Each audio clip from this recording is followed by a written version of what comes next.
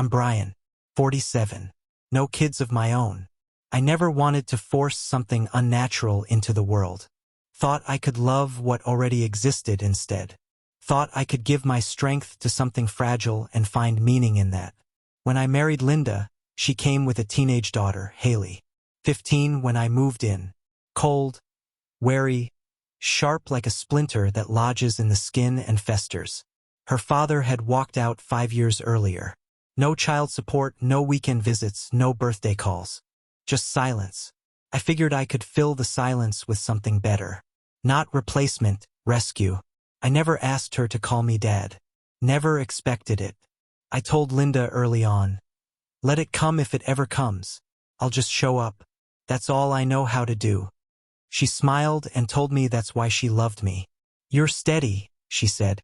You make things work. So I made things work. I paid for Haley's braces when her gums started bleeding. I picked her up from practice when no one else answered their phone. I stood behind her through every school play, even when she rolled her eyes when she saw me in the crowd.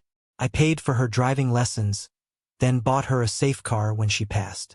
Not a flashy one, just reliable. Something she wouldn't have to worry about. She never said thank you. Not once. I chalked it up to teenage pride, to distance, to loyalty to a ghost of a father who existed only in faded pictures and birthday cards mailed 3 weeks late. I thought maybe it hurt her to like me, to admit someone new had stepped into the space her father abandoned. So I let her keep her distance. At dinner, she never used my name. Never even looked at me unless she wanted something passed across the table. Can you tell Brian I need a ride? She'd say to Linda, even though I was right there. I laughed it off. Told myself respect comes slowly. That if I just kept showing up, kept doing the right things, one day she'd look back and realize who had truly been there for her. But the years ticked by. For years. 5. She graduated high school. We took her out to celebrate, her and her friends. I paid the bill without a second thought. The server brought the check to me like I was the father. I handed over the card. Haley didn't look at me once. Still, I stayed quiet. Still, I paid. Then came college. She got into a university 2 hours away. Moved into a dorm with mismatched sheets and a single photo of her and Linda taped to the wall. No trace of me. I drove the van down, hauled her boxes, fixed the loose leg on her desk. Bought her a monthly campus shuttle pass, meal plan, and set up for online tutoring. Even paid for a few therapy sessions when she hit a depressive wall before midterms. I told myself I was building something, that this would be the chapter where she softened, where she saw me, really saw me. Then one Tuesday afternoon, I got a letter in the mail. From her school. FAFSA adjustment. New financial paperwork. It had a blank space under parent/guardian cosigner. It was already partially filled. My name was pre-typed on the line. A formality, really. I'd been listed there for years. I was the only one paying the bills. I brought it up casually over dinner. Linda was plating chicken. Haley was home for the weekend. I said, "Hey, I got this form from your school. Just wanted to make sure you still needed me to co-sign. For tuition reassessment." She didn't even look up from her phone. Her fingers scrolled like my words were background noise. Then she said, in a flat voice, "Don't call me your kid. We're not even blood." Just like that, like she'd been waiting to say it. Linda froze. The fork in her hand paused over the plate. I looked at her, waiting, hoping for something. Correction. A reprimand. A glance that said she didn't agree. But she didn't look at either of us. She turned away, as if the stovetop had suddenly needed her attention. Like it was fine. Like it was fair. The silence that followed wasn't an accident. It was a message. I sat there, the form in my hand, my name printed in bold like it meant something. Like I was someone. But in Haley's eyes, I wasn't. Not a father. Not even a man who mattered. I was just the signature. The wallet. The guy in the driver's seat. My stomach turned cold. Not with anger. With clarity. I looked at the form again. The space where my name belonged. The box that asked if I accepted legal responsibility for a child who had just denied me in my own home, at my own table, in front of the woman I married. It hit me then, not just what she said, but what it meant. I had spent 7 years acting like a father, quietly, dutifully, without asking for credit. I showed up in every way her biological father never did. And none of it counted. Not one moment. Because I wasn't blood. Because she'd drawn a line. And Linda had let her. I left the table without another word. Went upstairs. Shut the door. Sat on the edge of the bed and held that form like it weighed 50 pounds. And then something broke. Not loudly. Not all at once. But like a floorboard finally giving under too much weight. For years, I had told myself that love didn't need acknowledgement to be real. That doing the right thing didn't need thanks. But in that moment, I realized something else. Love that's invisible becomes expected. Then it becomes disposable. I thought I was building something. But you can't build where nothing is welcome. You can't pour into someone who sees your care as intrusion. And I saw, in one quiet dinner, how much I had become a stranger in my own life. No title, no gratitude, no loyalty, just a man sitting at a table where his name was no longer allowed. I didn't sleep that night, not a minute. I lay there in the dark beside Linda, her back turned, her breath steady and unaware, like nothing had happened. As if her daughter hadn't gutted me with a single sentence. As if her silence hadn't twisted the knife. The ceiling spun above me. I stared at it, blinking through tears that didn't fall. There's a kind of crying men learn to do without sound. It settles in the throat, clenches the jaw, and dries up before anyone sees it. I've done it before. Did it again that night. Pride is a quiet mourner. When the sun came up, I got out of bed without waking her. Walked down the stairs. The kitchen smelled like the night before. Rosemary chickens still clinging to the walls like ghosts of a meal that had turned rotten. The form from Haley's school sat where I'd left it. Still and signed. Still asking me to be something she said I wasn't. I didn't tear it up. I didn't burn it. I folded it slowly, deliberately, slid it back into its envelope and left it on the counter with a yellow post-it stuck to the front. I didn't write a single word on the note. Just left it blank. Like the space she left for me in her life. Then I opened my laptop. Logged into every account tied to Haley's name. Tuition portal and signed. Rideshare app canceled. Meal plan auto-renewal terminated. Tutoring subscription expired. Even the grocery delivery service she used when she didn't want to walk 2 blocks to the store. I unsubscribed. One by one, I unraveled the quiet web of support I'd spun over the years. Not in anger. Not with vengeance. Just silence. Precision. Finality. That afternoon, Linda asked where the form went. I told her I left it on the counter. Haley said she doesn't want me involved. I'm just honoring that. My voice was calm. Too calm. She didn't respond. Just nodded. She knew. By that evening, the voicemails began. Haley's number popped up on my phone. I let it ring. The first one was short. Hey, I think something's wrong with the app. Can you check it? No. The next came hours later. The meal card isn't working. I don't know if it's a glitch. Not a glitch. By the end of the week, the tone shifted. I can't get to class. The rideshare isn't going through. I missed my midterm, Brian. What the hell is going on? And then the voice cracked. Please? Can you call me back? I didn't. I listened. I always listened. But I didn't respond. Because sometimes silence teaches what lectures never could. Linda didn't ask questions. She moved around the house like she was walking on a minefield, afraid to step too hard in any direction. She must have told herself this was temporary. A phase, something I'd get over. But she didn't realize I wasn't punishing Haley. I was accepting the truth. You're not my dad. That sentence wasn't an argument. It was a verdict. And I was done serving a sentence I didn't deserve. The next weekend, Linda and I visited her sister's house. Family barbecue, lawn chairs and cheap beer. Haley was supposed to meet us there. She didn't show.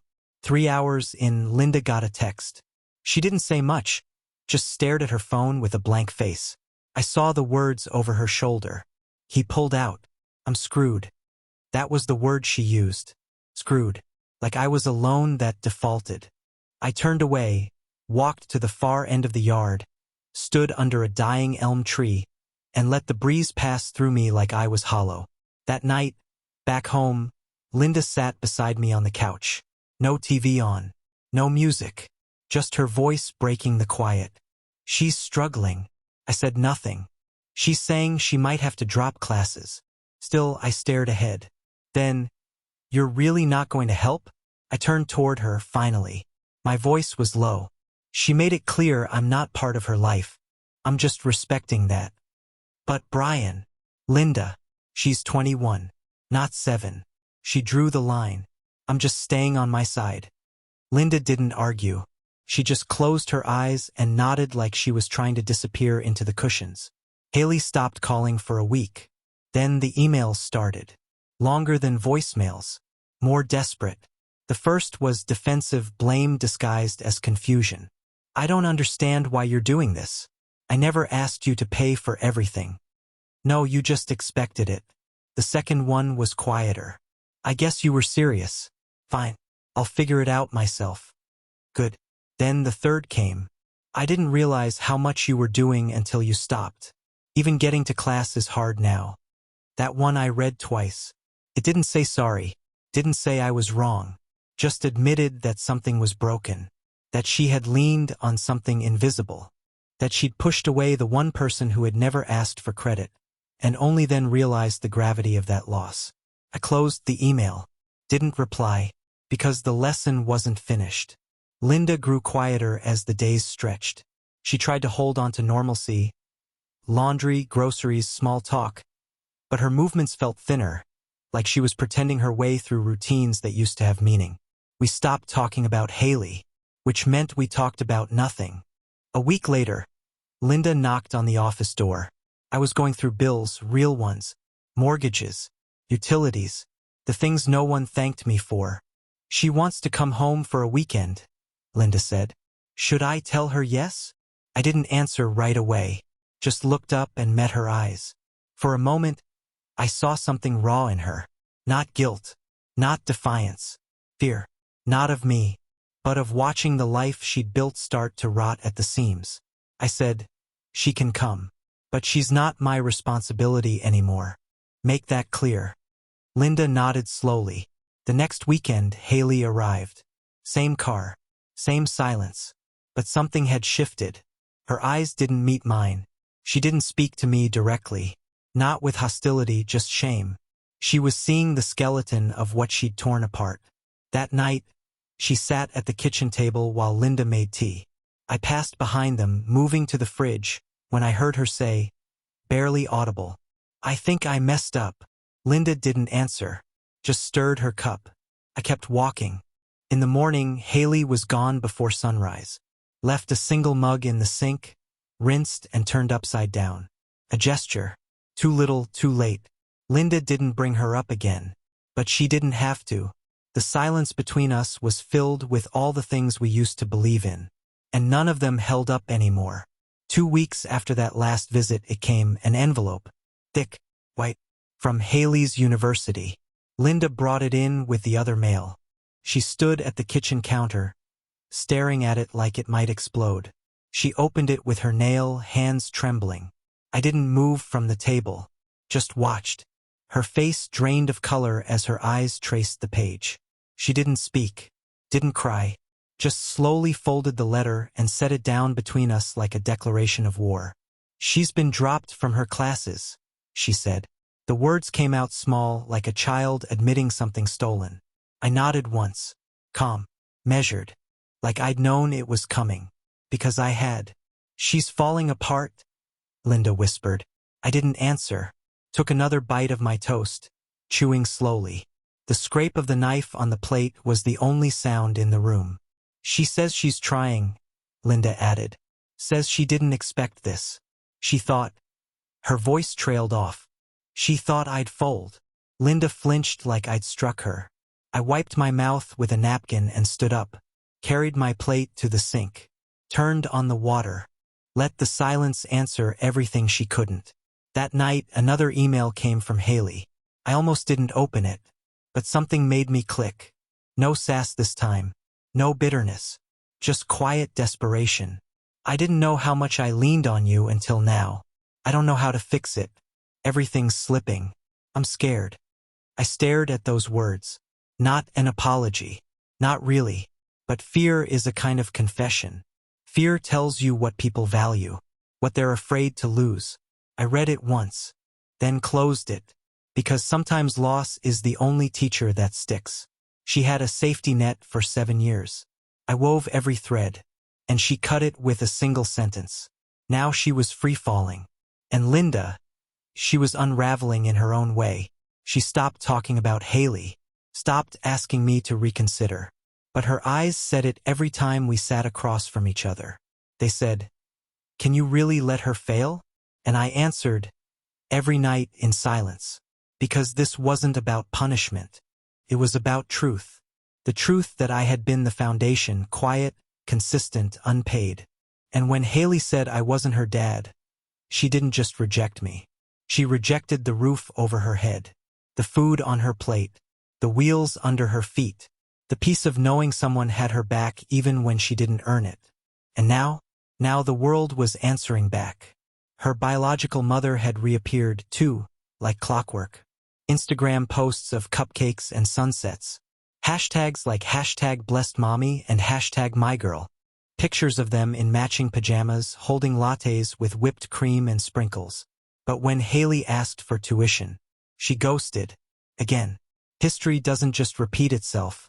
It mocks you when you forget its lessons. I watched from a distance as it all collapsed. Haley tried to pick up shifts at a local coffee shop.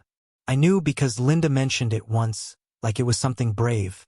She said it with pride, like her daughter was pulling herself up. But I saw the exhaustion in her eyes, the guilt, because deep down she knew the truth. It didn't have to be this way. Haley had everything, and she threw it away. For pride, for blood, for the fantasy that biology owed her more than loyalty. I was the one who stayed, who paid, who showed up. But when it mattered, I was disposable. Now the consequences had come. And Linda was paying in her own way. She stopped smiling when she said Haley's name. Her voice grew thinner, like she was holding in grief and blame at once.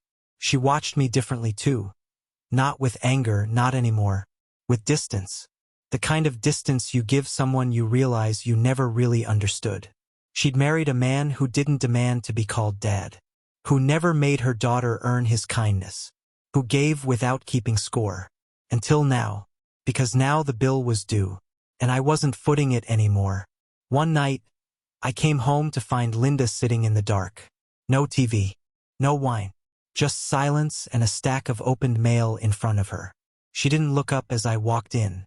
"She's asking to move back in," she said. I hung up my coat, set my keys down, waited. She said she can't afford rent. She's trying, but it's too much. The shifts aren't enough. She wants to come home and finish school from here. I sat down across from her. "She's welcome here," I said. "But she doesn't get to live off me anymore. No gas money. No online orders. No surprise bills. If she wants a roof, it comes with rules. And it comes without my wallet." Linda nodded slowly. "She won't like that," she said after a moment. "She doesn't have to like it. She just has to live with it." She looked at me then, really looked, and I saw something behind her eyes that chilled me. It wasn't anger. It was regret. Not just for Haley. For herself. Because she knew. She'd let this grow. Let Haley dismiss me. Disrespect me. Rewrite the family rules in her favor. And now that everything had cracked, she realized the cost.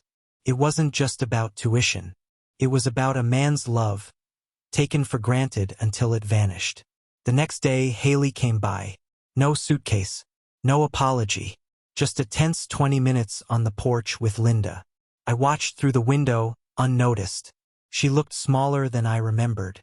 Not just physically, spiritually, like something had broken, and she didn't know how to piece it back together. She left without looking at me. I didn't expect her to. She wasn't ready, and I wasn't offering anything. That night I got a text. Just 2 lines. "I miss how things used to be. I wish I hadn't said what I did." I stared at it for a long time, then deleted it, because regret without change is manipulation. And I was done being manipulated. Haley stayed at her friend's place for a few more weeks. Then I heard she moved in with her mother, the one with filtered selfies and zero financial history. They posted about it like it was a fairy tale. Hashtag fresh start. Hashtag girls only. Hashtag no drama. I didn't laugh, didn't scoff, just watched, because the ending was already written. Sooner or later, the fairy tale would fade. The bills would mount. The late notices would come. And Haley would remember what stability looked like. But by then, I wouldn't be there to catch her. Because I already had. For 7 years. And when I needed just one sentence of acknowledgement, I got a knife in the ribs instead. Haley never called me Dad. Not once. Not after the tuition dried up. Not after the ride stopped. Not after the email went unanswered. And the groceries never showed up again. Not even when the walls of her life started to lean, to crack, to bleed cold air through the seams. She didn't say Dad. She said nothing at all. But she never asked for money again either. Maybe that was her apology. Her small, bitter way of admitting the truth without saying it aloud. That I had been something real, something vital. That I had mattered in the spaces that mattered most. But pride is a cruel translator. Instead of thank you, I got radio silence. Instead of I was wrong, I got cupcakes and pajama selfies on Instagram. Her and her bio mom, mugs in hand, teeth bared in artificial joy. Hashtag stronger together. Hashtag my forever. Hashtag no more toxic men. Imagine that. I spent 7 years shielding her from the wind, building her future one invisible nail at a time. And now I was the poison. I was the villain she purged. The irony? She ran back to the woman who'd vanished when things got hard. The same mother who mailed a single check 3 years ago and then blocked my number when I asked if she'd cover even a portion of textbooks. But that's the magic of blood. It excuses history. It rewrites it. Haley needed to believe her biological mother could step in, take over, carry her through the wreckage she'd made. She needed to believe love was about DNA, not effort. And Linda let her have that fantasy. That's what still burns. Not the rejection. Not even the financial loss. I can earn that back. What I can't reclaim is time. Years I spent driving her to practice in the rain. Hours at emergency rooms, parent-teacher conferences, late-night grocery runs when she forgot she was out of food. The birthdays where I stayed up past midnight to get the decorations right. The mornings I left the heater running in her car so she wouldn't start her day cold. All of it gone. Buried under a sentence she said like it cost her nothing. You're not my dad. Linda tried, in her way, to pretend we'd moved past it. That it was just a bad patch, a rough season. She kept making 2 cups of coffee. Still added creamer to mine the way I like it. Still said good morning like nothing had changed. But everything had changed. And the silence between us was louder than anything Haley ever screamed. Because Linda didn't defend me. That's the truth I couldn't swallow. Still can't. She watched it happen. Watched her daughter cut me down with surgical precision. And chose to look away. She didn't correct it. Didn't say, that man raised you. Didn't demand respect for the man who'd stood by her longer than anyone else ever had. And her silence became permission. It validated every insult, every dismissal. I realized something in those weeks that followed. I wasn't part of this family. I was a utility, a structure that held everything up. The wiring in the walls, the heat in the winter, the tire pressure before every road trip. But no one thanked the structure. They only noticed it when it failed. So I started giving them what they said I was. Nothing. I got quiet. Stopped weighing in on decisions. If Linda asked what to make for dinner, I shrugged. If she mentioned bills, I waved it off. I stopped checking the thermostat. Let the garbage fill past the brim. Let the windshield washer fluid run low in her car. Let the house feel what absence really meant. And slowly the cracks showed. The heater sputtered one night. Linda stood shivering in the kitchen, dialing numbers while I sat reading. You know a guy, right? She asked. I used to. She didn't respond. The groceries ran short 1 week. She'd always leaned on me to top off the fridge. I didn't. She made do, grumbled, ate cereal for dinner, and said nothing, because we were past words now. I had become a mirror. Whatever she gave me, I reflected. Some nights, I sat on the couch with the TV on mute, watching the flickering images move across the screen while Linda scrolled her phone beside me, each of us pretending the other wasn't rotting from the inside. One night, she looked up and said, "Do you still love me?" I didn't answer, because love without respect is servitude, and I had served long enough. That week, Haley's name came up again. Linda said she was applying to transfer schools, said her bio mom was helping out, but it was tight, implied I might want to reconsider, just this once. "I'm not asking you to pay everything," she said.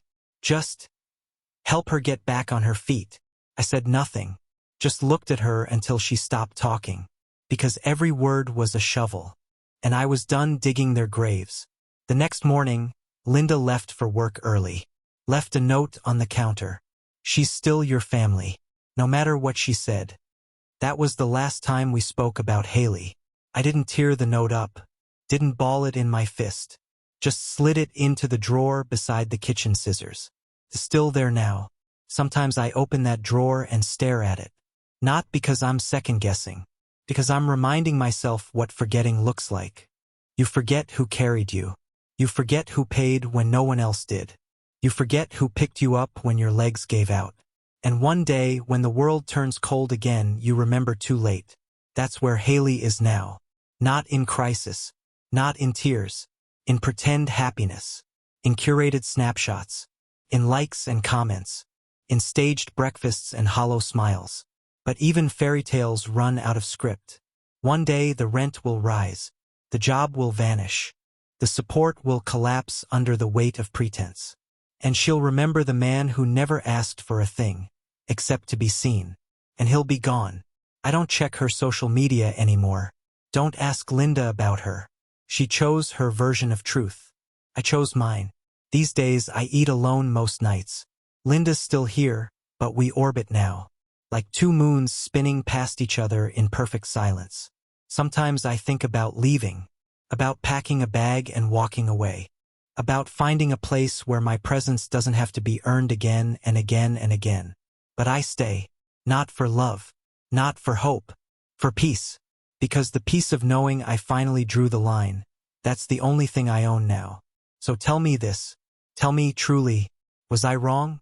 Was I wrong to stop paying when the love dried up? Was I cruel to walk away from a daughter who never let me be one? Was I heartless for letting a child learn that consequences are real? Or was it the only way left to reclaim my name from a family that never gave it to me? You tell me, if you were me, would you have endured it? Or would you have finally let it go?